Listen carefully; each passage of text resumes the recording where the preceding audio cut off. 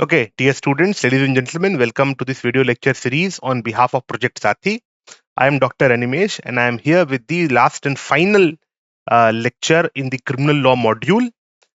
Till now, we have discussed substantive criminal law in form of what constitutes a crime, what does not constitute crime. Then we discussed briefly about the criminal procedure. And today we have finally come to the point when we are discussing law of evidence as applicable in criminal law primarily. And in this law of evidence, we'll discuss a lot of things. But before we begin, you must keep in mind that law of evidence is an intricate subject. It's a complicated subject. It's a very, you say, more scientific aspect of law is enshrined in law of evidence. It's a very interesting legislation, Bharatiya Saksh Adhiniyam, we have right now, enacted in 2023. But even before that, we had Indian Evidence Act of 1872. And out of the three criminal laws that recently came into picture, Bharatiya Saksh Adhiniyam, that BSA, the modern law that we have, the current law that we have, is least changed. Means evidence act जो हमारा पुराना था Indian evidence act of 1872 उससे बहुत कम change आया है भारतीय साक्ष्य अधिनियम में. So the crux, the foundation of evidence law is kept same. Why it is so? Because the foundation is strong, brilliant. We often say that the most brilliantly drafted legislation is Indian Evidence Act. Sir C. Stephens, who was the author of this, who was the primary drafter of this legislation, he did a wonderful, excellent job in defining the law of evidence. That's why it's a very good law. Even in Bharatiya Saksh Adhiniyam, we just modernized it. We didn't change any fundamental principles in Bharatiya Saksh Adhiniyam. We just modernized it. We updated it for the sake of introducing or inculcating the changes that come with the modernity, like digital evidences and all. Obviously, in 1872, when the Evidence Act was made, there was nothing like digital evidence or email or something like that. That's why we have updated it while keeping the fundamentals of evidence law as constant.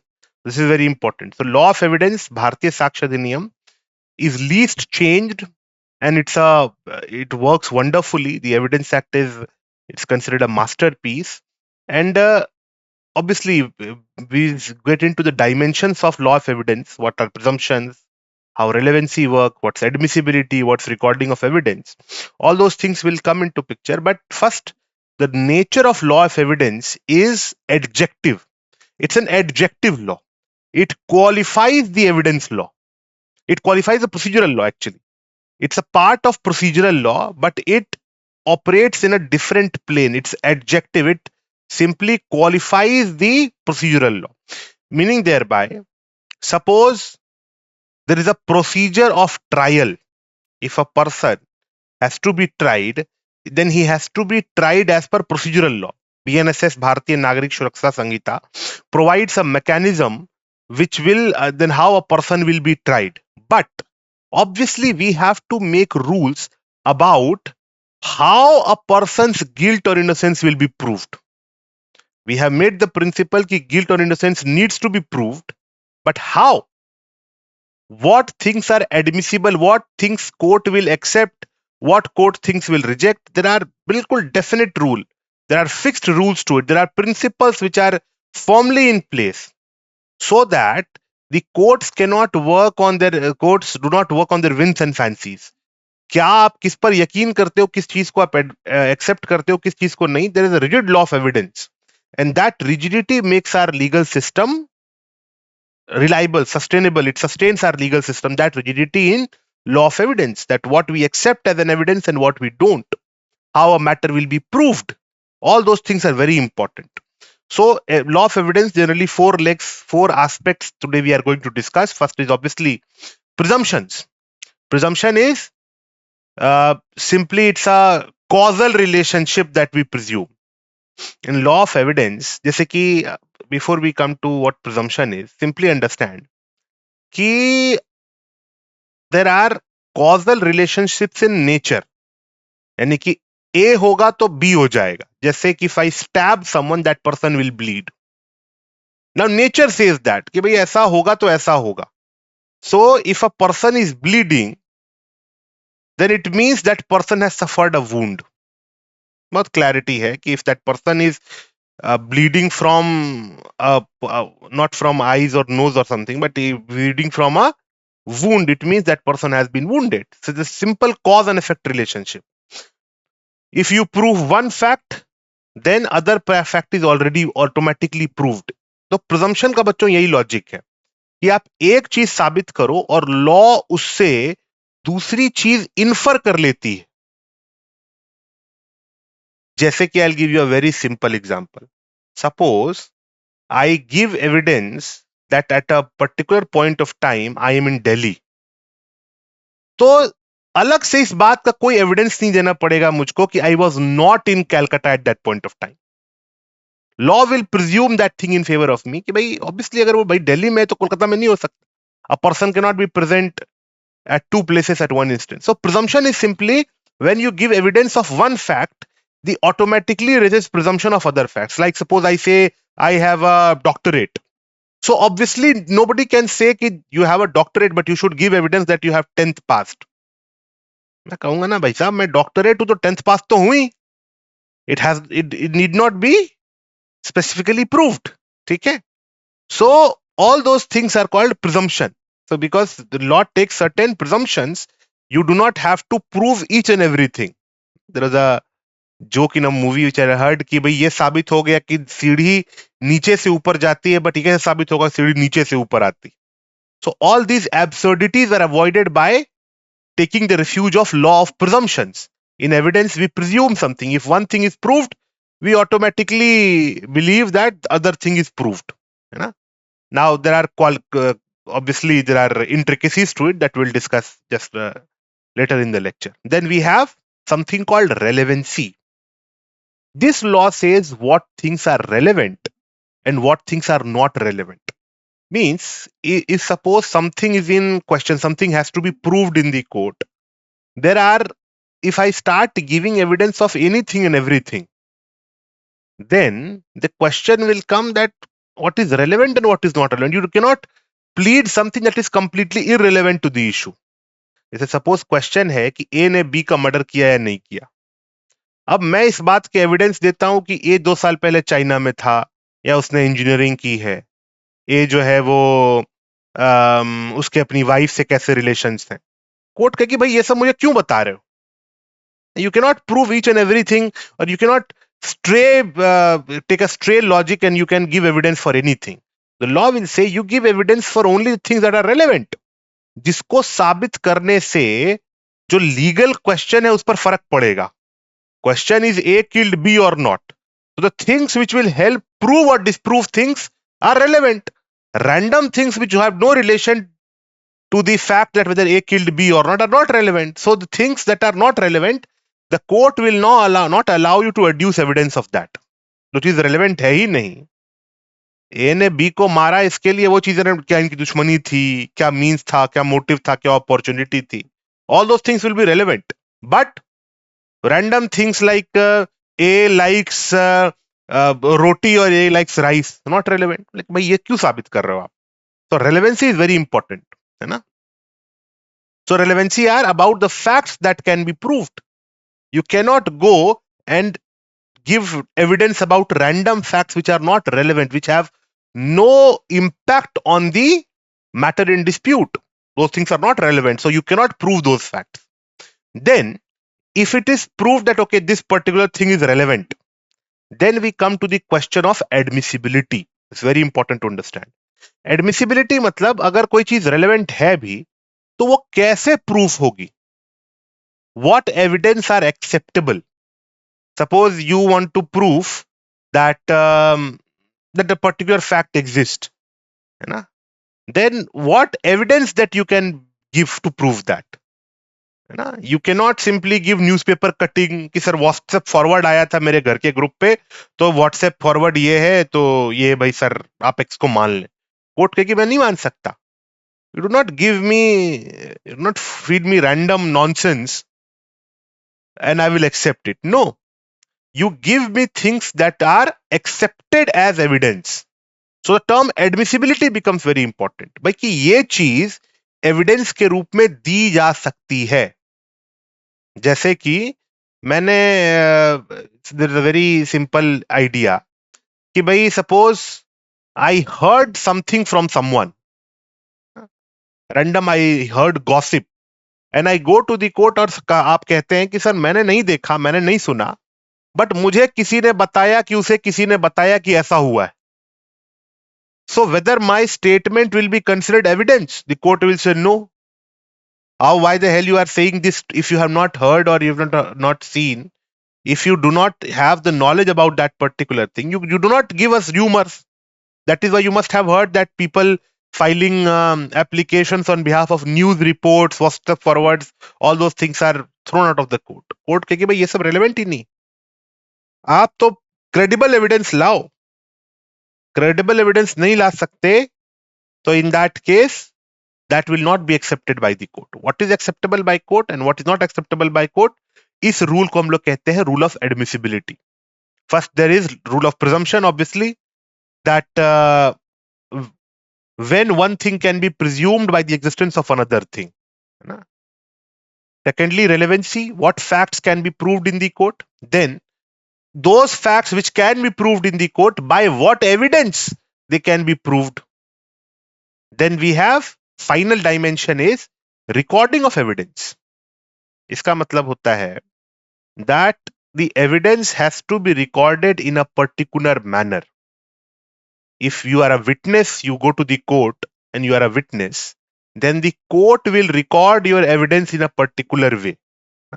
There is chief examination, cross examination, re-examination, means the court will ensure that what you are telling is truth. Court आपकी बात को on the face of it नहीं ले लेगी. If you are a witness and you go to the court and you say random things, court will not accept it. There is a process by which the evidence can be recorded. Means the court will hear you, but before the court may believe you, there are steps that have to be gone. So all these four things are very essential parts of evidence. There are some other parts as well, but these four are the primary logics related to evidence. Evidence में क्या है भाई? Presumptions है. अगर एक चीज हो गई दूसरी चीज माननी पड़ेगी कोर्ट को. दूसरा है relevancy, what facts can be proved in the court, and if a particular fact can be proved in the court, how it will be proved, what evidence can be given for it. Then if the evidence can be given it, then oral evidence, documentary evidence, then it has to be recorded in a manner, it has to be given in a particular way. Suppose I want to testify in the court, मैं witness बनना चाहता हूं और जज के WhatsApp पे मैं वो मैसेज फॉरवर्ड कर देता हूं कि सर ऐसा ऐसा हमने सुना. So whether that will be sufficient evidence? No. There is a way, there is a procedure in which the evidence has to be recorded. So these things are very important. Okay, let's move on to the basic definitions. देखिए, evidence, the meaning of evidence is very simple. ठीक है? Meaning of evidence simply means evidence are those things by proving which you will create liability or remedy in the court of law. देखिए, see, this very simple logic, no need to complicate it. मैं बताता हूं आपको. Evidence वो चीज है, evidence is that particular thing that the court accepts, the court believes, the court acknowledges before granting a remedy or fixing a liability in the law.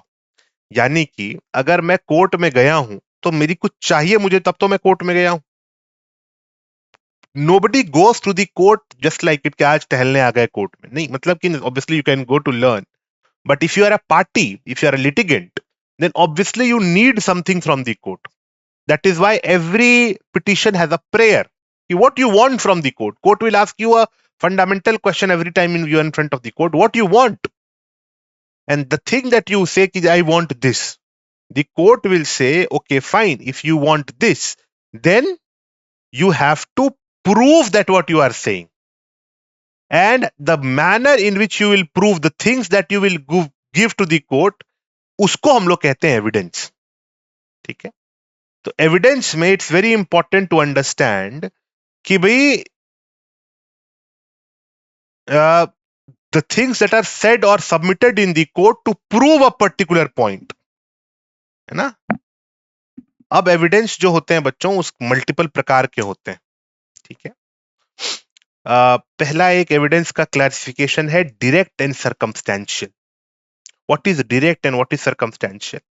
Before we come to direct and circumstantial, let's talk about meaning of fact and fact and issue. Then we'll circle back to meaning of evidence and how what is direct evidence and what is circumstantial evidence. सबसे पहले समझिए बच्चों fact क्या है। तो बच्चों fact is simply is the actual definition of facts that we have in the Evidence Act is that it is anything or state of thing, relation of things capable of being perceived by senses. Fact देखिए बहुत बढ़िया important aspect है। Fact is anything that you can see and observe.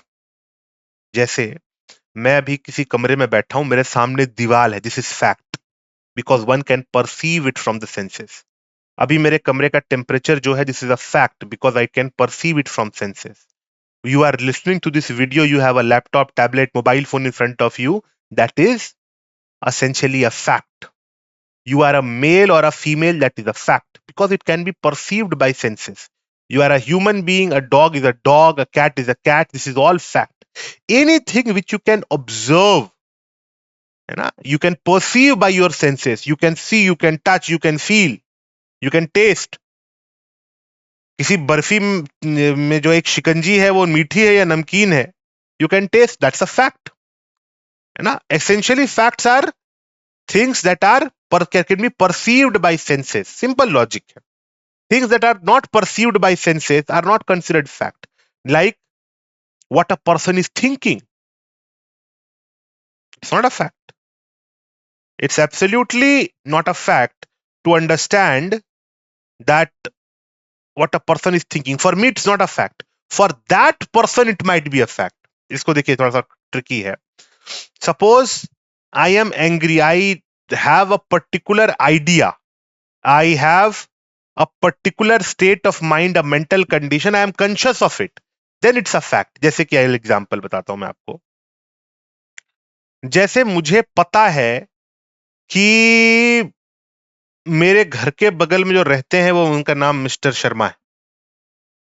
Now, this knowledge of mine is also a fact, although it cannot be perceived in the sense, but it is a mental condition, it's a mental idea which can be proved in the court of law. लोग कहेंगे कि भाई आप daily मिलते हो, you must know that who is the person. So this particular information that I have, any information that I am conscious of is a fact. But there are things which are not tangible, like I'll tell you, give an example, like the existence of God. Existence of God cannot be measured by mere observation. You have to have, it cannot be perceived by human senses. That's why the question of existence of God will not never be a fact, or it cannot be an issue. Like आप लोगों ने देखा होगा वो case, क्या नाम है उसका, अक्षय कुमार एंड परेश रावल मूवी, वेरी कांति भाई. Oh my God is a movie that I was referring to, in which the question was about whether a particular thing was done by the God himself or not. So God is not something that can be perceived by the sense. तो God का existence fact नहीं होगा. It's purely faith, है ना. तो जो faith है वो fact नहीं है. बाकी जो fact है, which something can be perceived by the senses, and if it's a mental condition that a person is conscious of. If somebody is insane, somebody is fit, somebody is literate, somebody is illiterate, somebody is has a particular knowledge about a particular thing. Suppose I'm an MBBS doctor, I know the basic anatomy. That is something that's a fact. You'll simply understand. So my understanding, just like I am a law teacher, so I'll have the basic understanding of law works. So that's a fact. So it's a mental condition that I'm conscious of. Okay. So that is something what we call fact. Now there is another term called fact in issue. This is very important. Fact in issue is that fact proving which or disproving which will actually determine the rights, duties and liabilities of the party. Fact in issue वो central point होता है बच्चों जिसको prove या disprove करने से parties के rights and duties decide हो जाते हैं. To give you 3-4 examples, suppose a person is tried for murder. So obviously if he is charged with murder, what's the fact in issue? The fact in issue whether Mr. A killed Mr. B with an intention of killing him or not. That is what fact in issue is. Fact in issue वो है जो कि fact in issue are those things which if it is proved, अगर suppose साबित हो गया कि mister A killed mister B with an intention of killing him, what will happen? Mr. A will go to jail. Liability will be fixed. But if it is disproved, it is proved that he has not killed, then he'll be acquitted. So rights and duties determined. Similarly, suppose I have filed a case against someone and I have stated that this person, suppose Mr. B, I am Mr. A, somebody is Mr. B, and I say that this Mr. B took a loan of rupees 10 lakh and has not repaid it. So in this particular case, the fact in issue will be this only. Ki bhai, whether Mr. B took the money from Mr. A and he has not returned it or not. If I can prove that he has taken money from me and have not returned it, the court will order him to pay, or court will attach his property and pay him back my debts. But if I fail to prove it, no liability. So fact in issue वो main मुद्दा है जिसके साबित होने या ना होने से पूरा केस डिसाइड होता है ना. And that is why we distinguish with relevant fact. See, fact in issue main point है, and there can be there might be other facts which are not in issue but may be relevant.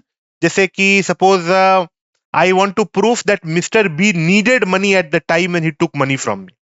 उनके घर पे शादी थी, उनके बीमारी थी कुछ, तो ये relevant बात है. Obviously this gives an idea that he might have taken money, but that is not fact in issue, because even if I prove that he needed money, that will not grant me remedy. सिर्फ इसी बात को prove करने से court मुझको पैसे मेरे नहीं दिलाएगी. I'll have to prove fact in issue. Fact in issue is whether he took money from me or not. Whether he needed money or not is a relevant fact. It's relevant, obviously. If I matlab ki this is a matter something that the court will accept, but if I want to get remedy, I will have to prove fact in issue. Fact in issue क्या है? मुद्दल की बात क्या है कि भाई weather उन्होंने मुझसे पैसे लिए या थे या नहीं थे, ए ने बी का मर्डर किया या नहीं किया. Obviously the main point is A killed B और not. Now whether there was a dispute between them is a relevant fact. True कि उनके बीच में झगड़ा था, that's a relevant fact, court में कंसीडर इट. बट सिर्फ ये साबित करने से उनके बीच में झगड़ा था, whether a person will be punished, answer is no. अगर उनके बीच में झगड़ा नहीं था, ये प्रूफ करने से whether the person will be acquitted, answer is no. So the fact in issue is something that has to be proved in order to get the remedy that you want. Rights and duties depend on that particular matter. That is called fact in issue. Proving or disproving of which will actually affect how things work. Okay. So this is very important to understand. So fact we have understood, and fact in issue we have understood. Fact is anything that can be perceived with senses, or a mental condition of a person is also fact. And fact in issue is the fact, if proved, will have the impact on the liability, rights and duties of that person. जो भी fact इस prove होने से या disprove होने से किसी के rights and duties पर फर्क पड़ जाए, तो वो क्या है? fact in issue है. ठीक है. लेकिन other facts को हम लोग कहते हैं relevant fact. अब आइए direct and circumstantial evidence पे. देखिए, डायरेक्ट एविडेंस वो हैं जो कि एक आई विटनेस देता है. डायरेक्ट एविडेंस का सिंपल लॉजिक समझिए. The witness of an eye witness is what we call direct evidence. यानी कि इफ अ पर्सन सेज कि मैंने फैक्ट इन इशू होते हुए देखा या नहीं देखा, then that evidence will be direct evidence. Like suppose a person comes and say to the court कि sir I saw Mr. A killing Mr. B. मैंने देखा और उन्होंने स्टैब किया. Now this is what we call a direct evidence. Direct evidence is something that straight away hits at the fact in issue. Suppose मैंने किसी से पैसे उधार दिए किसी को या नहीं दिए, तो अब इसमें दो विटनेसेस हैं, वो आते हैं और कहते हैं कि बिल्कुल सर मिस्टर ए ने मिस्टर बी को पैसे दिए थे, हमारे सामने दिए थे. Now this is what we call a direct evidence, in which a person will say yes, I have seen, है ना, account of eyewitness or a CCTV camera. These are all direct evidences. The direct evidences simply prove or disprove the fact in issue. इसी का opposite होता है बच्चों circumstantial evidence. Circumstantial evidence मतलब कि अगर is there no direct evidence, nobody has seen someone killing someone, but there are circumstances which indicate that what have happened. Like suppose एक बंद घर है ना, और उसमें सिर्फ दो लोग थे, ए और B, and it is proved that B was found stabbed multiple times while there was absolutely no one in that house. We have checked everything. There is a guard who said that nobody in and out. CCTV camera, absolutely no one was there. Only A and B were there, and B was found dead. And nobody saw what happened. But if you are a rational person, आप क्या समझेंगे बताइए? You will obviously understand that A killed B.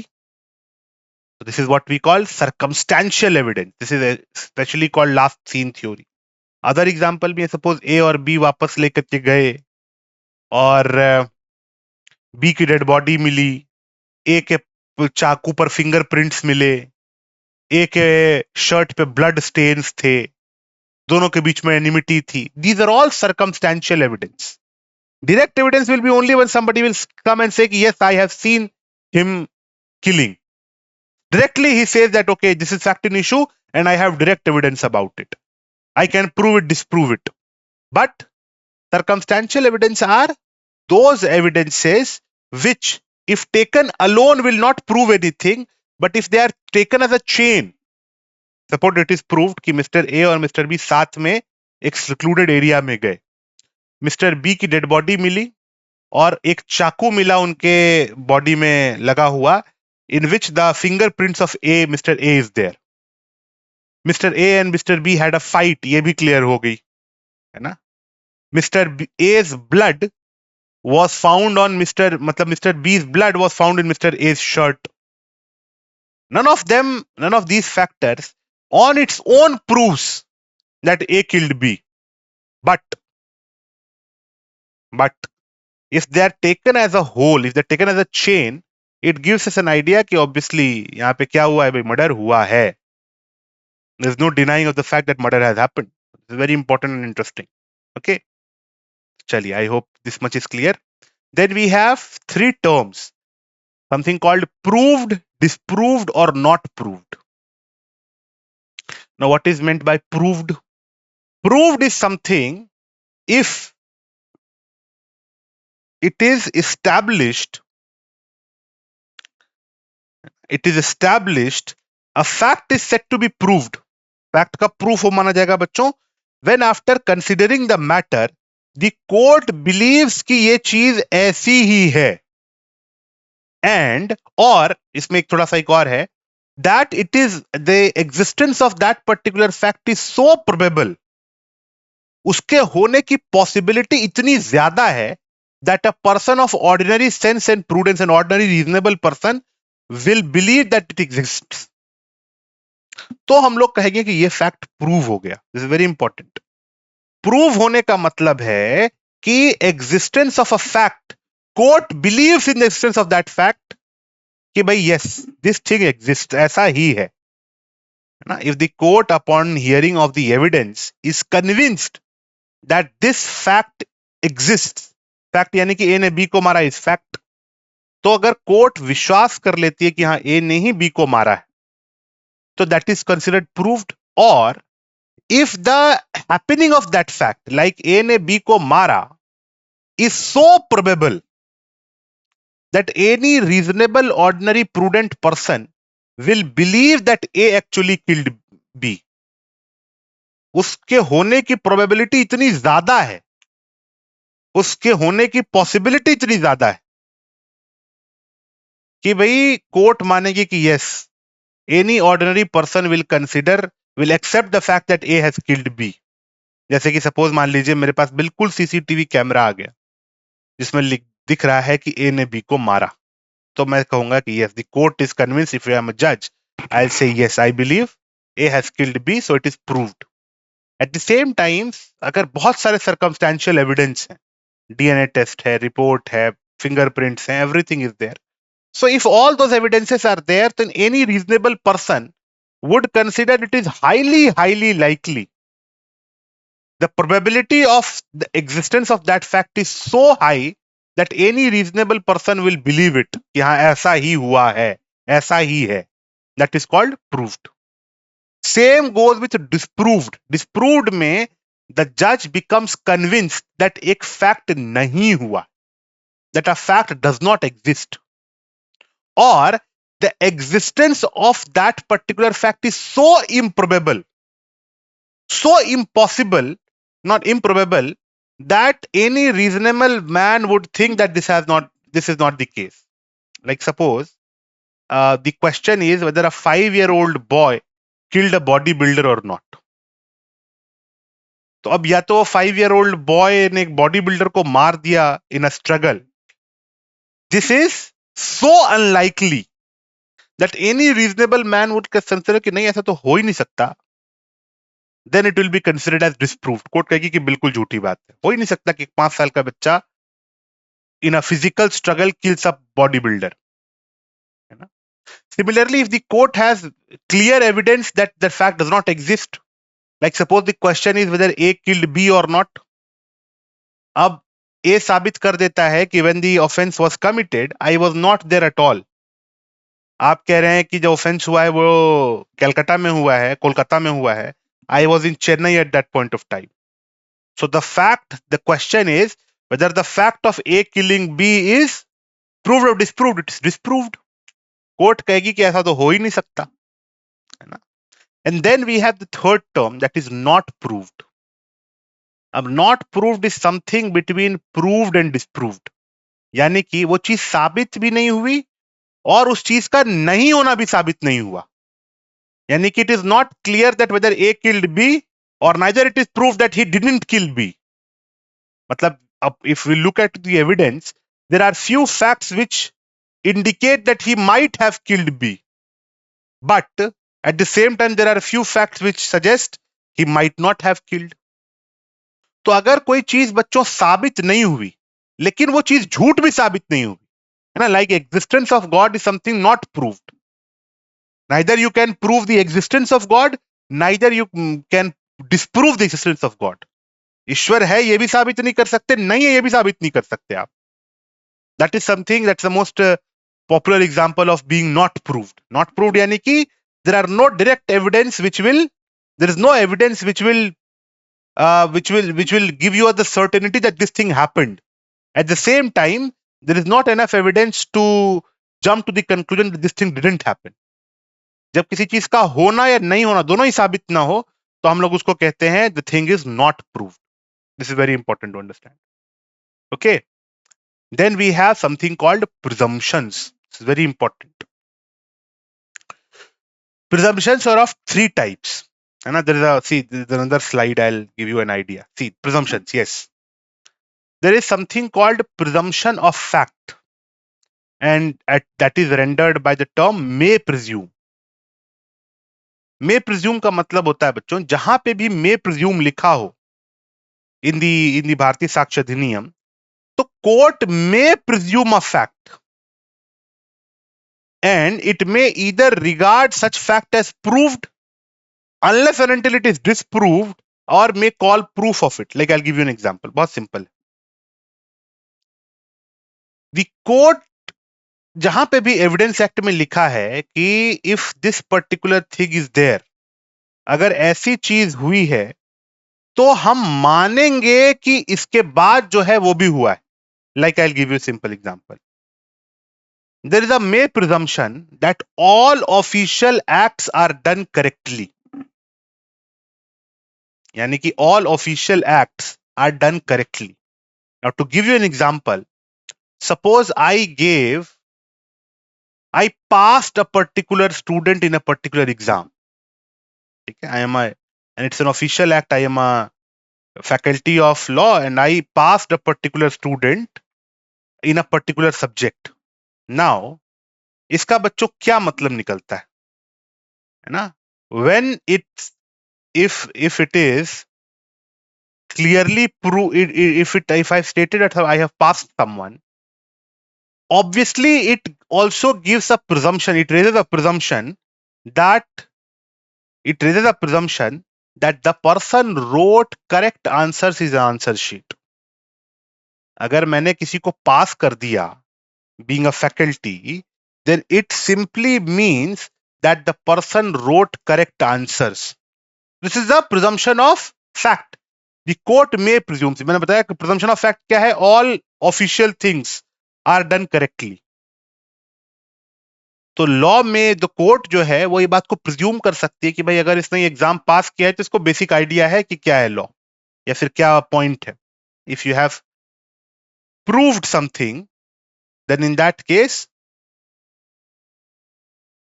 If you have proved one thing, जैसे कि मैंने अपने marksheet लेकर के चलाया उस स्टूडेंट और उसमें दिखाया कि उसको इतने सब मार्क्स मिले, तो obviously the court can presume that he wrote correct answers in the answer sheet, that's why he has passed. But now this may presume is not binding on the court. Not binding on the court means the court may choose to believe it. Yes, if this person has scored 80 marks in the examination, it means he has written correct answers. Or the court may allow the person to give evidence against it. Court, obviously, the court can definitely will have to allow the other person to give evidence against it. अगर किसी दूसरी party को ये साबित करना है कि नहीं सर ये खाली पन्ना छोड़ करके आया था फिर भी ये पास हो गया, तो कोर्ट कहेगी कि नाउ यू गिव एविडेंस, या फिर court may simply say that I do not presume that, you give evidence that this person has written correct answers. This is getting slightly complicated. I try to simplify it. See, जब भी कोई बच्चों presumption of fact होता है ना, मे presume, तो court के पास 3 options होते हैं. फर्स्ट 2 ऑप्शंस होते हैं और तीसरा एक ऑटोमेटिक चीज होती है, मैं बताता हूं आपको. कोर्ट के पास ऑप्शन होता है कि आप एक फैक्ट के एग्जिस्टेंस से दूसरे फैक्ट को प्रिज्यूम कर ले. यानी कि अगर बिजली विभाग ने मुझको 4,000 रुपए का बिल भेजा है, तो कोर्ट प्रिज्यूम कर सकती है कि मैंने 4,000 के बराबर यूनिट बिजली खर्च की है, क्योंकि there is a may presumption that the all official acts are done correctly. ठीक है. अब कोर्ट के सामने क्वेश्चन आता है, the question of fact is, issue क्या है? इशू ये है कि क्या मेरे घर में कोई भी इलेक्ट्रॉनिक सामान है या नहीं, whether I have any electronic gadgets at my home or not. Now, the person who wants to prove the affirmative, जिसको ये साबित करना है कि मेरे घर में बिजली का सामान है, वो मेरा बिजली का बिल लेके आ जाता है कोर्ट में कि सर ये देखें इनका बिजली का बिल 4,000 रुपए आया है. अब 4,000 रुपए बिजली का बिल आया, इसका क्या मतलब है? The court may presume कि because of that particular bill is an official act, sending bill by the government electricity department is an official act, and the court may presume that the bill is correct. So the court कहेगा कि भाई इससे तो ये साबित हो गया कि घर में गजेट्स हैं, इलेक्ट्रिकल अप्लायंसेस हैं, ये साबित हो गया. By the fact that bijli bill was given, court presumed that ki bijli bill cannot come without consumption of electricity, and you need electronic appliances for consumption of electricity. तो इन्होंने इनके पास electric appliances हैं. Secondly, the court may ask for positive evidence. Court कहे कि हम नहीं मानते, बिजली विभाग बहुत गड़बड़ी करती है. I refuse to believe that this particular take this presumption. Now, if you want to prove, you give me additional evidence. ठीक. और दूसरी बात, अगर कोर्ट ने प्रिजम्पशन ले भी लिया, court took that presumption, I still have the right to rebut it. यानी कि I can go to the court and state कि सर मेरा बिजली बिल आया है 4,000 रुपए का, पर मैंने कोई बिजली इस्तेमाल नहीं की. This bill is erroneous, or somebody used a illegal connection from my connection and they have used electric appliances. मेरे घर पे कोई बिजली का सामान नहीं. I can give evidence, and therefore by giving evidence I can rebut this presumption. Rebut मतलब इस presumption को मैं तोड़ सकता हूं. Law ने मेरे against presumption ले लिया. Now I have a right to give evidence and break that presumption. पर अगर मैं नहीं तोड़ पाया presumption तो law can assume, court can assume that particular fact कि मेरे घर में बिजली के appliances हैं.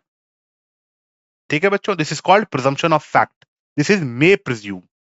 Then we have two presumption of law. First is shall presume. Shall presume का ऐसा है जिसमें कोर्ट का डिस्क्रेशन नहीं है कि वो माने या ना माने उस presumption को. If the law compels you, then you shall presume existence of one fact by the existence of another. सबसे इसका प्राइम एग्जांपल है डाउरी डेथ. डाउरी डेथ में क्या होता है बच्चों? It is a shall presumption, यानी कि if a married woman dies within 7 years of marriage and she was asked, and obviously in suspicious circumstances she dies. If a married woman dies in suspicious circumstances and it is proved that she was subjected to torture, cruelty in respect of dowry, so law, the court shall presume that all those people who asked dowry from her, they have killed her. This is the provision of dowry death. Shall presumption. क्या कहना का मतलब है कि भाई अगर किसी भी व्यक्ति ने डाउरी मांगी एक महिला से और वो महिला सस्पिशियस सर्कमस्टांसेस में डेथ हो गई, तो इसका मतलब आपने मारा है. एक फैक्ट प्रूफ करिए आप. प्रोसिक्यूशन आगे क्या प्रूफ करेगा कि sir she was a young bride, she died in suspicious circumstances and she was asked dowry. Court कहेगा say no more. We presume that all those asked dowry from her, they have killed her. Although there is no proof that they actually killed her or not. उसको actually में किल किया या नहीं किया ये नहीं matter करेगा. कोर्ट कहेगी कि I have presume that they have killed. एक फैक्ट से दूसरा फैक्ट कैसे प्रिज्यूम कर लिया आपने? That is called presumption of law. थोड़ा सा आपने साबित किया, दूसरी चीज अपने आप साबित हो गई. कोर्ट ने अपने आप इस बात को साबित मान लिया कि yes, the people who asked dowry from her, let's say her husband, has killed her. This is called shall presumption. Now this shall presumption में एक बात ये होती है कि the court is bound to presume. Secondly, but it is nonetheless can be rebutted by evidence. यानी you can give evidence कि sir आपने मेरे खिलाफ presumption ले तो लिया है और obviously you are bound to take that presumption, but still I have evidence that will rebut it. Suppose a woman died in suspicious circumstances and there is a demand for dowry, proof हो गई, and it is against husband and mother-in-law, father-in-law. So those mother-in-law, father-in-law, they can give evidence कि sir हमने नहीं मारा. She died in childbirth. She had cancer. आप उस महिला की वो ले आए मेडिकल रिपोर्ट की सर देखिए इनको कैंसर था और ये मर गई उस कारण से. तो apparently she died without any reason, but actually she had cancer, because of that she died. You can say किसी she was suicidal, so she committed suicide because here are the evidence which point towards the fact that she was suicidal. कि sir वो insane थी, suicidal थी, ये देखिए medical doctor ने क्या कहा है, ये उनकी डॉक्टर दवाएं कैसी चल रही थी. All those things you can give evidence to rebut that presumption. You can give evidence to simply prove कि सर ऐसा नहीं हुआ, जैसा आप सोच रहे हैं वैसा कुछ नहीं. That is what we call shall presume. So presumption of fact में the court has a discretion to presume और the court may choose not to presume. Shall presume, the court is bound to presume, but nonetheless both shall presumption or may presumption, the evidence can be given that by the other party against whom that presumption is taken, कि भाई आप क्या कर सकते हैं, रिबट कर सकते हैं presumption को. You can simply go to the court and say कि sir you have taken presumption against me, but allow me to adduce evidence that will nullify this presumption. ठीक है. अब फिर आता है सबसे खतरनाक presumption, that is what we call conclusive proof. Now, what is conclusive proof? Conclusive proof is something when the court will presume the existence of a fact and will not allow you to even rebut it. The court will not allow you to rebut it. आप नहीं कहेंगे कि भाई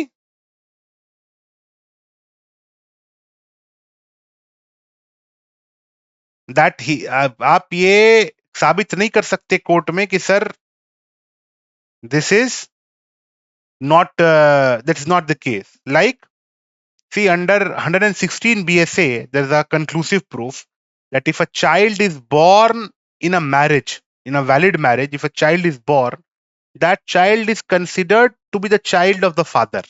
Khatam baat. It is a conclusive proof. Suppose I am a man, and my wife gives birth to a child, then that child, it is conclusive proof that I am the father of that child. Suppose I want to go to the court and say, sir, I am not the father of this child, my wife cheated on me. The court will say, nahi, I don't want to hear this. I am not willing to acknowledge it. I am not taking any evidence because it's a conclusive proof that if a married woman gives birth to a child, that child belongs to her husband. इसमें बस एक थोड़ा सा है कि if the husband has no access to the wife at any point the child could have been conceived, तो फिर ये presumption नहीं लगता. लेकिन अगर husband का wife से access है, यानी husband has they are living together, or there is an opportunity to the husband to have relationship with his wife, then that child is considered to be the child of that woman's husband, and that is something called conclusive proof. Even if you want to rebut that, you cannot do that. If a woman gives birth to a child, the child is her husband's. Husband takes a DNA test, finds out I am not the father of this child. You cannot go to the court and say, sir, I am not the father of the child, I will not take care of this child.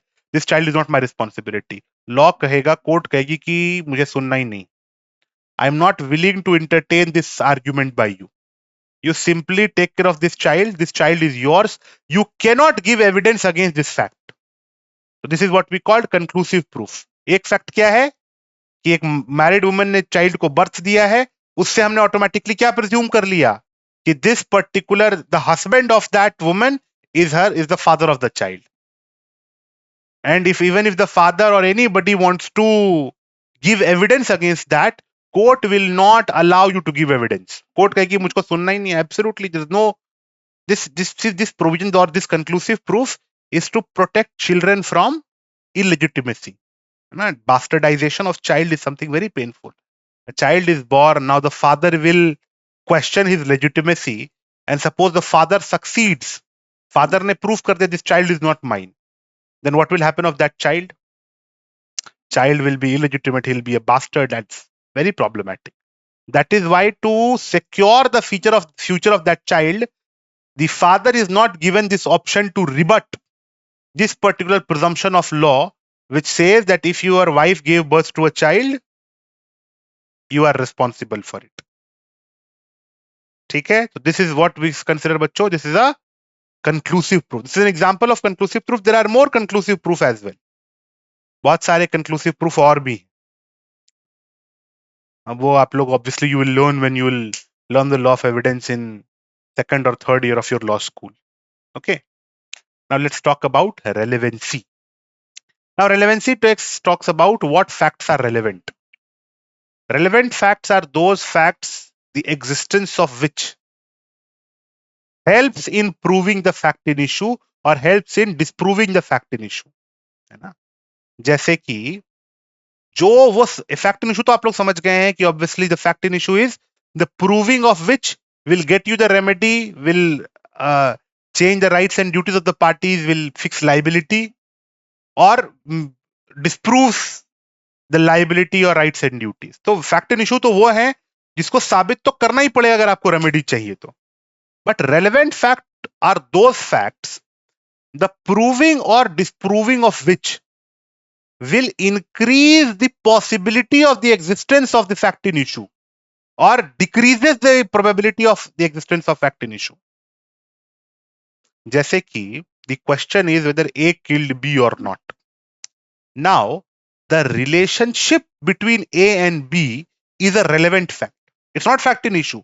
Fact in issue is whether A killed B or not. Agar A or B were deeply in love, then it reduces the possibility of the fact that A killed B. At the same time, if they had they were mortal enemies, it increases the fact.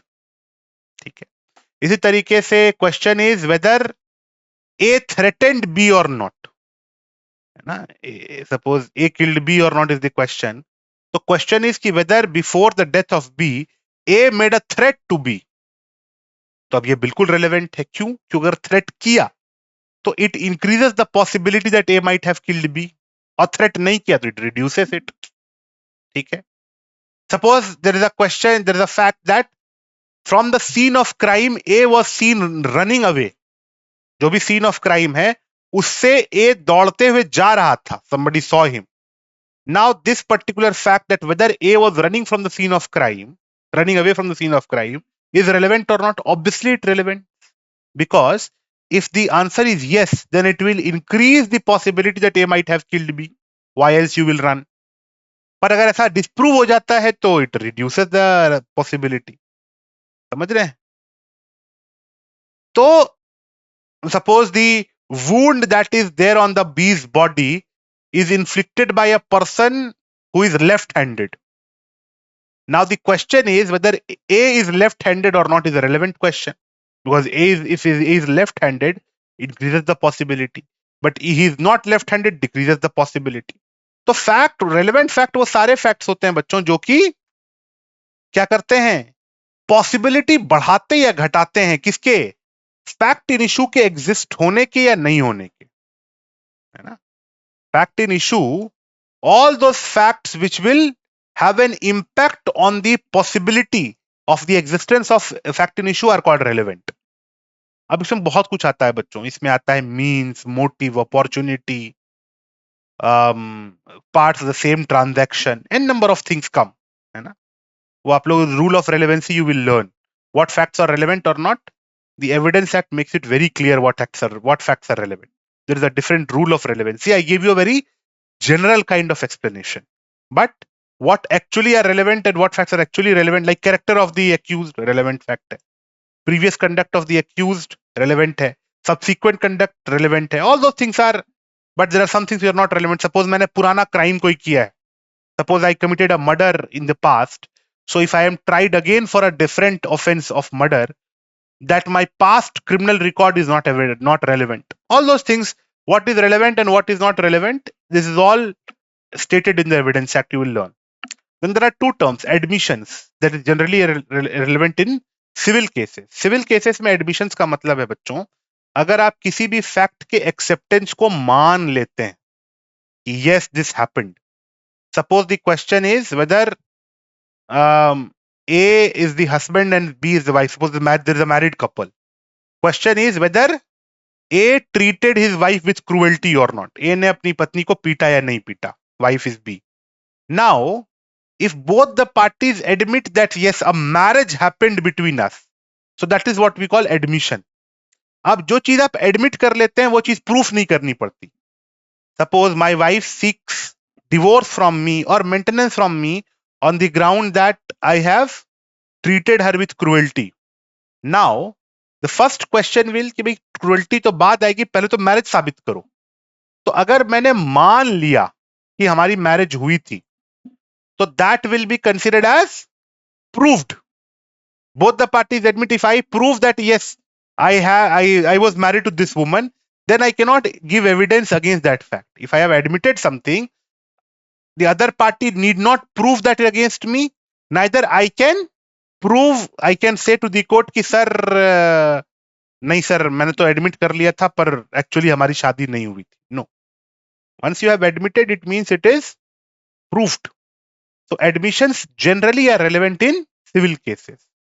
It simply means if you make a statement by which you accept the existence of a particular fact, then that particular fact will not have to be proved against you. आपके खिलाफ वो fact proof नहीं करना पड़ेगा. अगर मैंने मान लिया कि मेरी शादी हो चुकी है इस महिला से, तो मैं फिर बाद में उस महिला को यह साबित नहीं करना पड़ेगा कि मैं उसका पति हूं. वो सिंपली आगे वाली फैक्ट पे आएगी कि मैंने उसे टॉर्चर किया या नहीं किया. So that is what we call admissions. Then we have something called confessions. Confessions are relevant in criminal law. See, whenever a person goes to the court or police or anyone, there are two types of statement that you can make. There is something called exculpatory statements and there is something called inculpatory statements. Exculpatory यानी कि the statements which will negate my liability. जैसे मैं कहूं कि sir मैंने तो कुछ भी नहीं किया, मैंने बिल्कुल मर्डर नहीं किया. This is called exculpatory statement, है ना, कि भाई I have not committed the murder, I was not there, I never knew this person, I have no point in killing that person. All these are exculpatory. Inculpatory in which you admit some wrongdoing. मैंने कहा कि हाँ मैंने मारा. So that inculpatory statement is considered as confession. आप अगर court में ये कहें कि मैंने नहीं मारा, that is not confession. जब तक you incriminate yourself, that is not called confession. Confession means you are agreeing that you have committed a criminal act. You are inculpating yourself. Inculpatory statement. आप मान रहे हो कि मेरी गलती. That is called confession. Now confession के सबसे primary rule है कि in order for a confession to be valid, so if the confession is given, the court can accept that confession and your guilt will be proven. If I have confessed to a crime, the prosecution will not have to prove that crime against me. I can straight away be punished for that crime by the court if I make a confession. But in order to be a valid confession, there are few rules. And that rule is that the confession must be voluntary and free. यानी कि आप confession बिल्कुल voluntarily दे रहे हो.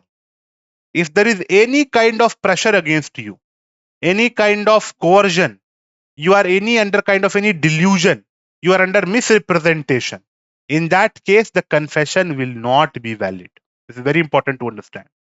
अगर आपको कहा गया कि बस आप confession कर लो तुम्हें कुछ नहीं होगा, that confession is not valid because you have been given promise or a false promise, है ना. कई बार आप, है ना, you confess, your parents come and you tell me बता दो कुछ नहीं होता, कुछ नहीं करेंगे, tell me, consider me as your friend, and you confess something and then the parents become very angry that how you can do that, है ना. बिल्कुल नहीं है ना. The children are very cautious. There is a meme in which there is a very cute girl. She says, "Mummy डांटोगी नहीं ना? I am ordering Kinder Joy and all." So it's so funny. So if you make a confession and you make a confession on the pretext on some kind of fear, है ना? There is a popular meme about driver of a very popular celebrity who made a confession that he was driving the car when certain pedestrians were run over. है ना, एक बहुत famous celebrity है जिनके बारे में media has alleged that he killed some people while driving the car. And actually when the matter came, the driver of that person confessed कि नहीं कार मैं चला रहा था. So that confession, if he later on says कि नहीं I made this confession under threat, duress, lalach, so that confession is not valid. This is very important to understand. Similarly, there is also a rule, the confession made to a police officer or confession made in police custody is not considered relevant. Police को आप 10 बार confession कर दो, उससे कोई फर्क नहीं पड़ता. That is what we discussed in the last class, है ना. That confessions made to a police officer or made while being in police custody is not considered relevant. यानी वो है ही नहीं वो relevant. उसके आप कोर्ट में साबित कर दो, आप वीडियो रिकॉर्डिंग कर लो, आप उसका साइन लेटर ले लो, that will have absolutely zero value in the court of law. Court will say it's not relevant. Whatever an accused said to the police is not relevant. Whatever the accused said in police custody, not to the police necessarily. Suppose police custody में है वो व्यक्ति और उसने कोई बात जो है अपने fellow prisoner से कही, that is also not considered relevant because he was in police custody at that point of time. Only small relevancy का एंगल तब आता है when a person makes a confession or a statement to the police and on the basis of that statement police recovers a particular evidence. जैसे एक police ने पूछा बोला कि बताओ चोरी का माल कहाँ छिपाया है, उसने कहा चोरी का माल मैंने वो पुल नंबर 12 के पीछे छिपाया है. Now police goes and recovers that stolen property from that particular place which he indicated, which the police had no other means to know. In that case उतना सा पार्ट जो है उसका जिसमें कि उसने पुलिस को बताया कि मर्डर वेपन, लूट का माल, डेड बॉडी कहां छिपी हुई है, that part can be proved in the court. That police can say कि sir, see, he confessed he has committed the crime and also indicated where dead body is. Now we went that place and we found dead body. This much part will be considered relevant. Else in every other case, statement made to the police, statement made in police custody is not considered relevant at all, is not considered a valid confession. At the same time, again, a very interesting aspect is that if a person makes a confession to a judge, that is a judicial confession, it's considered relevant. And the judge or a magistrate is under a responsibility to ensure the other person who is making the confession understands the consequence of it. सबसे relevant, सबसे important confession कौन सा होता है? जो आप court के सामने करें, जज के सामने करें, और जज आपको बताएगा कि भाई ऐसा है कि कन्फेशन कर रहे हो तो इसके क्या परिणाम है. You will go to jail. You are not duty bound to make this confession. You should not do any kind of threat. We will protect you. Whatever. Judge will ensure that a confession is free. Or there can be extrajudicial confession. Suppose I committed a murder and I came to my friend, I went to my friend और मैंने कहा कि भाई मैंने murder कर दिया है. Now this is also what we call extrajudicial confession. इसका भी वेटेज है, ये भी admissible है, but the value of this statement will be very less. है ना? But if you make a confession to a judge, that's very relevant, that's very valuable. And in fact, the conviction can be based on a confession that is voluntarily made. Courts और बाकी किसी evidence के बिना भी can convict you if you have made a voluntary confession in front of a judge. ठीक है? This is very important to understand. So confessions, if made, it has to be kept in mind that it's voluntary. Then we have types of evidence. First is obviously oral evidence. Oral evidence मतलब बयान जो देते हैं गवाह. If you are a human actual person and you go and you testify what you have seen, then it is considered as oral evidence. Now oral evidence भी दो तरीके के हो सकते हैं. Direct and hearsay. Direct मतलब if I am testifying about what I have seen, then I am a direct witness. Or if I am making a statement about what I have heard from other person, what he has seen, that's hearsay. Hearsay witness की कोई value नहीं होती. Hearsay testimony is not considered relevant. कहीं सुनी बातें आप court में जाके नहीं कह सकते, है ना? व्हाट्सएप फॉरवर्ड पे आया था या मैंने सुना ऐसा हुआ है, सूत्रों के हवाले से खबर है, नहीं. Court will accept only that testimony which you will speak from your own observation. आपको कहना पड़ेगा कि सर मैंने ऐसा देखा, ऐसा सुना, ऐसा पढ़ा. You cannot say कि somebody else saw a particular thing and he told me, that's why I'm coming to tell you. नहीं, you cannot do that. That will become a hearsay evidence. You cannot simply testify in the court on the basis of a rumor. So hearsay witnesses are not relevant. Only direct witnesses who will testify about what they have seen from their own eyes, what they have touched from their own skin, what they have heard from their own ears, what they have tasted from their own tongue. So only you can that you can testify. है ना? आपको suppose किसी ने आकर के कहा कि तुम्हें पता है ए ने बी का मर्डर कर दिया, और अब कोर्ट में जाके कहेंगे कि सर ए ने बी का मर्डर कर दिया. कोर्ट की भाई तुमने देखी क्या? एंड यू विल से कि no I have not seen it. तो कोर्ट कहेगी अरे move ahead. This is that is called oral evidence. Then we have documentary evidence. Documentary evidence मतलब बच्चों whatever is written in any form, any stored form में जो भी चीज है वो document है. Like obviously a paper is a document. Paper पे कुछ लिखा है वो document है. An electronic record, email, electronic communication, that is all document. एक map है document है. एक caricature है document है. एक stone पे कुछ लिखा हुआ है, पत्थर पे भी कुछ लिखा हुआ है, वो भी डॉक्यूमेंट है. Anything that is used to record information, वो हर चीज डॉक्यूमेंट है. Now document can be paper, है ना? आप पत्ते पर लिख दें कुछ, वो भी डॉक्यूमेंट है. Whatever is used, pen drive में कुछ चीज है वो भी डॉक्यूमेंट है. तो document simply means anything that is use to store information. तो पेड़ के पत्ते से लेकर के लैपटॉप तक, कंप्यूटर तक, सब लैपटॉप में जो डॉक्यूमेंट सेव्ड है वो भी डॉक्यूमेंट है। ठीक। डॉक्यूमेंट बस बच्चों दो तरह के होते हैं, एक होते हैं प्राइमरी, एक होते हैं सेकेंडरी।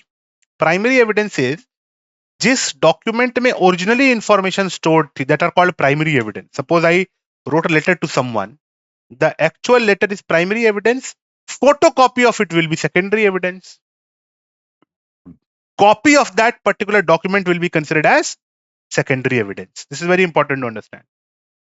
Evidence दो तरह के होंगे, primary evidence if the document in which the original information was recorded is presented in the court, that is called primary evidence, primary document. And then we have secondary evidence, secondary document which are a copy or indirectly, जैसे कि मैंने suppose अपने phone में एक video record किया, तो मेरे phone में वो वीडियो प्राइमरी एविडेंस है, but suppose I forwarded that video to you, so in your phone that video is secondary evidence. इतना ही समझिए, है ना। Generally before admission of secondary evidence, the court will have to be satisfied that why primary evidence is not issued. Primary evidence क्यों नहीं है, ये court को सेटिस्फाई करना पड़ेगा आपको। अगर आप फोटोकॉपी लेके जा रहे हैं तो कोर्ट मांगेगी इसका ओरिजिनल कहां है, and you will have to prove that why you are not filing the original. Court secondary evidence भी एक्सेप्ट करती है, but only in the absence of primary evidence और विथ सर्टेन लिमिटेशंस। ठीक है। अब आइए बच्चों अपने लास्ट एस्पेक्ट पे, वो है witnesses and their examination. Now first, who may testify, तो इसका आंसर है एनीवन कैन टेस्टिफाई। कोर्ट में विटनेस कौन बन सकता है? कोई भी बन सकता है। There is absolutely no qualification as to who can become a witness. Any child can become a witness. ऐसा कोई नहीं है कि मेजर होना चाहिए, साउंड माइंड होना चाहिए, नहीं। इवन एन अनसाउंड माइंड का व्यक्ति जो है, he can also be a witness. Accused can also become a witness. Victim can be a witness. All those things are considered witnesses. Everybody is competent, है ना। Police officer can be a witness. So anybody can go and testify what they have seen or what they have observed. Okay, anybody can testify. हाँ, quality of their evidence, how much weight to be assigned to their testimony differs. एक witness है जो कि बिल्कुल आई witness है, उसकी testimony की बहुत वैल्यू है। एक विटनेस है जो आई विटनेस नहीं है बट कैरेक्टर विटनेस है, एक्सपर्ट विटनेस है। What kind of witness that is? Child witness की भी स्टेटमेंट को the court actually scrutinises. Court ensures that the child understands the question and answers truthfully. Insane व्यक्ति भी कितना समझ पा रहा है क्वेश्चंस, रेलेवेंट है।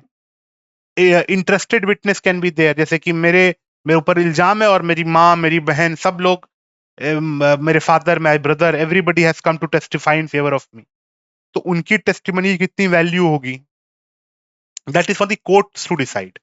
सो general answer is who may testify? Everyone, except there is something called privileged communication. Privileged communication ये होता है बच्चों कि some things that have been spoken between two people who are having a privileged relationship, that particular conversation cannot be proved in the court. सबसे इसके दो simple example हैं। First, husband and wife. Anything that the husband says to the wife और anything wife says to the husband, तो except there is a matrimonial dispute between them, whatever they say to each other cannot be proved in the court. जैसे कि suppose मैंने अपनी wife को confess किया कि मैंने मर्डर किया है, मैंने उसको कुछ भी बताया, तो द पुलिस और the court can not ask my wife that what your husband said to you. My wife will say I do not want to say anything. Spouses can not be made to testify against each other about what they knew and what they talked about, है ना। मैंने अपनी wife को क्या बताया और मेरी wife ने मुझे क्या बताया, this cannot be proved in the court. Why? Because the privacy of a marital relationship is considered sacrosanct. Now, my wife is my first, foremost, most important confidant. My husband is considered my most important confidant for my woman. Okay. So, privileged communication mein, that communication which happened, suppose I wrote a letter to my wife. That letter was intercepted by the police. Police उस letter को लेके court में साबित करना चाहे, court कहेगी हमको नहीं सुनना है. What this man was saying to his wife, if he addressed a text, an email, a letter to his wife, that is privileged and it cannot be proved in the court. Suppose उस letter में मैंने बिल्कुल detail में बताया कि मैंने कैसे murder किया है. Still that letter will not be considered a piece of evidence. Although I myself wrote it and I send it to my wife, police finds that letter, but they cannot prove it against me. Very important to understand. So that's what we call privileged communication. इसका दूसरा example, just like husband and wife, another relationship which is very important and interesting is the relationship between an advocate and his client. If you're an advocate or you have a client, then whatever client says to the advocate cannot be proved in the court. अच्छा बच्चों देखो, husband wife में कोई बात हुई, divorce के बाद भी रिलेवेंट नहीं होगी, because at the time of the statement they were husband and wife. Similarly अगर कोई मैंने किसी को वकील रखा है, अगर वो मेरा वकील ना भी रह जाए तो भी ही can not go to the court and tell to the court that what I stated to him. मैंने अपने वकील को बताया कि मैंने क्या किया है, सब कुछ बताया, and the advocate informs the police and goes to the court and says कि सर मेरे क्लाइंट ने मेरे सामने बोला कि उसने मर्डर किया है. Court will say you are a useless advocate. What kind of advocate you are? As an advocate, you are not supposed to testify whatever your client says to you. That is what we call attorney-client privilege. Whatever you say to your attorney cannot be proved in the court. Same तरीके से बात, मैंने एक अपने वकील साहब को letter लिखा, ईमेल किया, टेक्स्ट किया, all those things cannot be proved in the court of law. Whatever you say to your attorney, बस किसी और को वो नहीं बता सकते. Absolutely. If that happens, this is a disbarment. The Bar Council can suspend the license of the advocate who breaches this client confidentiality. Whatever you say to your advocate cannot be proved in the court. This is called privileged communication. And not only advocate, any person who is working in that advocate's office, advocate के intern हो, client हो, advocate के intern हो, typist हो, clerk हो, they also are bound by that privilege.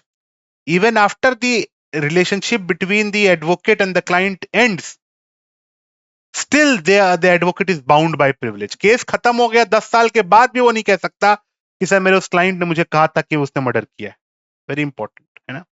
This is privileged communication. Next, how examination is made. मैंने बताया ना कि what ever a person wants to testify in the court, they cannot testify simply. There has to be a process that has to be followed. Now, obviously, we have allowed in BSA, Bharatiya Sakshya Adhiniyam, we have allowed testimony through video conferencing as well. So, the earlier rule that you have to go to the court to make a testimony is not longer relevant. You can make it through electronic means as well. But whenever a person is giving statement in the court, is testifying, becoming a witness, the party who has called him, जो जिसके पक्ष से गवाही दे रहा है, सबसे पहले that the advocate of that person will ask questions from you. इसको कहते हैं एग्जामिनेशन इन चीफ. यानी जिस पक्ष ने आपको बुलाया है उसके वकील साहब आपसे जो सवाल करेंगे, that is called examination in chief. And he will ask you what happened, कैसे हुआ, क्या हुआ, and he will try to elicit proper testimony from you. He will try to get all the information that you have to offer. After you have been chief examined, you will be cross-examined by the opposing counsel. The opposing counsel will come and ask questions that will prove or that will highlight the inconsistencies in your statement. उनका एक ही logic है. आप क्या करते हैं, when you are cross-examining a person, the advocate will simply try to prove that this person is a liar. झूठा है. He will come and he will try and highlight inconsistencies between your statement. Ask the question about your credibility. अगर आपने कहा कि मैंने उनको murder करते हुए देखा, तो वो आएंगे और कहेंगे अच्छा आप चश्मा पहनते हैं क्या, उस समय कितना रात बज रही थी, चांदनी रात थी या नहीं थी, आप कितनी दूर पे खड़े थे. Anything that will diminish the value of his testimony, and in the sense that आप सामने वाले को क्रेडिट जो है उसका, a person when he gives a statement he has certain credit. मैं कह रहा हूं तो मेरी एक विश्वसनीयता है. whatever credit I have, whatever trustworthiness I have, in cross examination, the opposing counsel tries to take away from that trustfulness or meri vishwasniyata. He tried to impeach my credit. He'll try to prove to the court that whatever this person has said is nonsense, is a lie. So if you can stand to the test of cross examination, आपके statement में अगर वो कोई inconsistency नहीं निकाल पाए, आपको झूठा नहीं साबित कर पाए, then you are a proper witness. But suppose I turn hostile. There is something called hostile witness. Hostile witness means that suppose I have been called by one party and I give statement contradictory to his stance. जैसे मुझे किसी ने बुलाया है ये साबित करने के लिए कि उसने हत्या नहीं की, और मैं जाकर कहूं कि भाई तुमने तो हत्या की, हाँ सर इसी ने हत्या की है, बिल्कुल यही मर्डर है.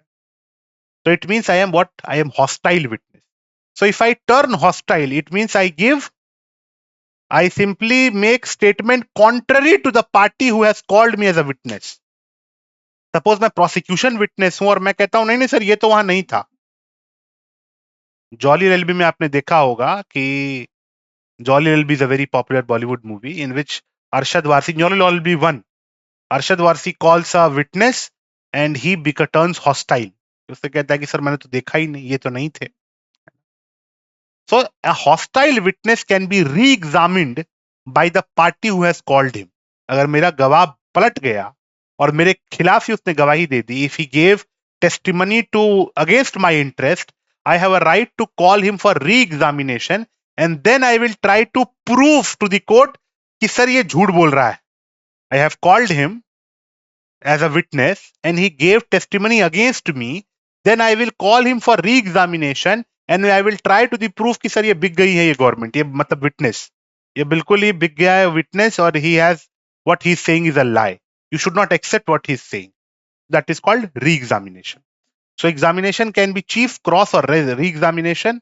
Every witness has to go through cross examination so that his claim can be accepted by the court. वरना आप जो कह के निकल जाएं, opposite counsel will try to trap in your own words. So that is cross examination. You will have that privilege when you will intern or when you will join law school. There are competitions of trial advocacy in which you will learn the art of cross examination and everything. So cross examination, re-examination, everything is there. Okay. So with the examination is the last part of the Evidence Act, and this concludes our lecture in this respect. And obviously I gave you a brief idea about what evidence law is, how it works, and this concludes our discussion on criminal law. Criminal law module is completed. Thank you so much.